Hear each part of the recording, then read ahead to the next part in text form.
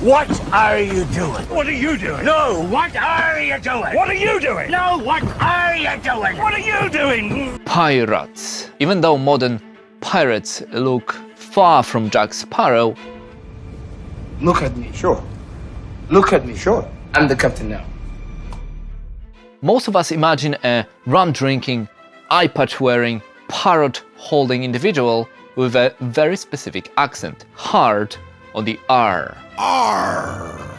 But how true the image that Hollywood serves us really is? And did the old-fashioned pirates really sounded like this? She didn't stop there. No, she did one better, she did. Better indeed.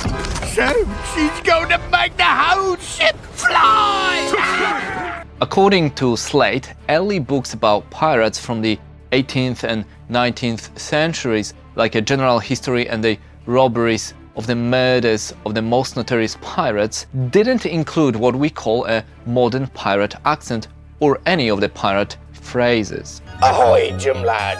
'Tis a fine day to sail the seas. How be ye? Robert Louis Stevenson included some pirate phrases in his 1883 novel Treasure Island, but even his book was published 150 years after the age of the pirates. I'm a pirate. Shiver me timbers. And the very early portrayals of the pirates on our screens also had a pretty normal accent, like Captain Kidd from 1945. The fat butcher. It's taken me 3 years to track him down. 3 years of degradation. The Princess and the Pirate. Of course, I'm not working steady, but what does that mean to a king? A little dowry, you'll never miss it. Are you? And the Pirate. Hang on. Hang on, awake. Return to yourself. Awake. What's the matter? Can't you wake up? What's gone wrong? He'll be jailed. But if you think that Hollywood didn't have its hand in another stereotype, well, think again. Even though these early movies didn't establish the pirate accent, an English actor, Robert Newton, had an idea and used his West Country dialect to portray Long John Silver in 1950 Treasure Island. Where did the pirate accent come from? Because there's no way in hell that people really talk like that. It was invented by the actor Robert Newton when he did the Walt Disney film Treasure Island back in 1950. He used his native Somerset accent and embellished it a bit, and that created the sound of the pirate, essentially. Hardly worth dividing, is it, Jar? He then took it further. In 1952, Blackbeard the Pirate I be a great lover of nature.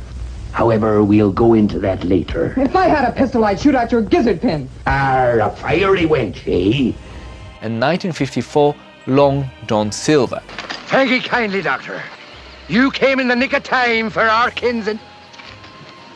Ben Gunn.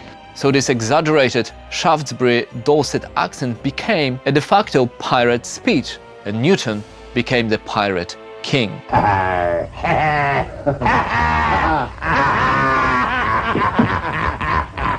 However, it's not a complete made-up characterization. The golden age of piracy of the 17th and 18th centuries came from West Country, so parts of England where Robert Newton was from. Samuel Black Sam Bellamy, supposedly the wealthiest pirate in history, was originally from Devon. I'm sorry we have to sink your ship, but this is all on you. Men like you. You lay down and you let the rich walk all over you. And the West Country dialect features rhoticity, which is the pronunciation of the letter R after a vowel, which doesn't happen in standardized English.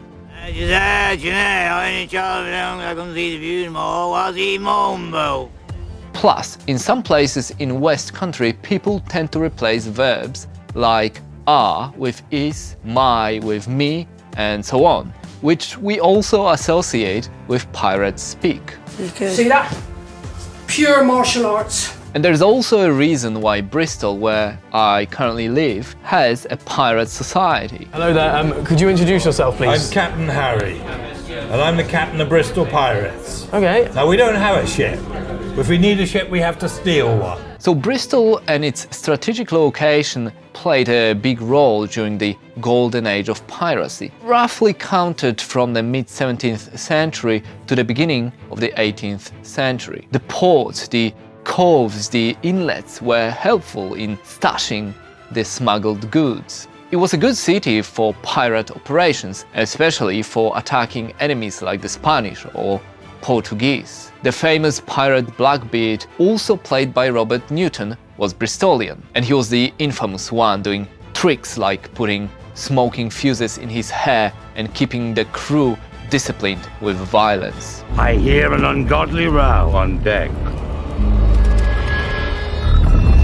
Sailors abandoned their posts without orders, without leave. Woodes Rogers, another famous sea captain, has a plaque in Bristol. My name is Woodes Rogers, and I am the next governor of New Providence Island. Well, assuming I can subdue her. And there were others like Sir Francis Drake. Nay, he's a true mariner and a sterling fellow. He has a task to perform, an urgent one. But still, the stereotypical Hollywood pirate accent didn't start because of Bristol's piracy. There are links and connections, but it wasn't a direct inspiration. It's not like they planned it. And there were pirates from other parts of Britain and even the world. Anne Bonny was Irish. I'm getting Max. Don't move. I won't say it again. You want me to believe you won't betray your men? William Kidd was Scottish. Aye, we shall mourn him, but take comfort, my friends. We shall never see his like again. Bartholomew Roberts was Welsh. Waters, and withdrawing them, find 'tis better to be a commander than a common man. You know, Pirates of the Caribbean showed diversity of the pirates really, really well.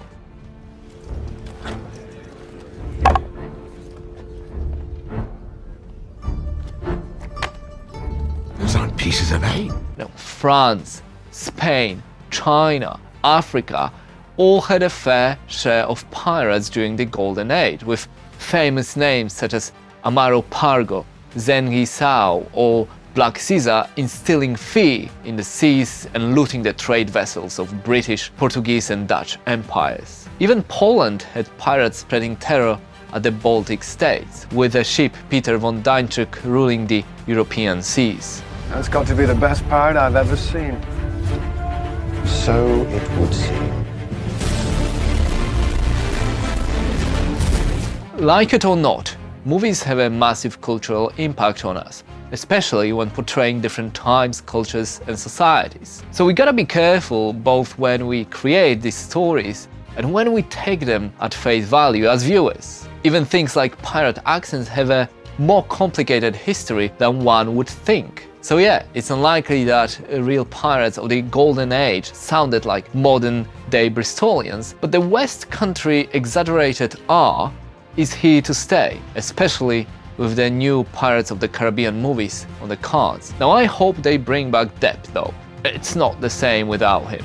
Thanks for watching, like and subscribe. 'Cause it's yo-ho, but we don't say ho.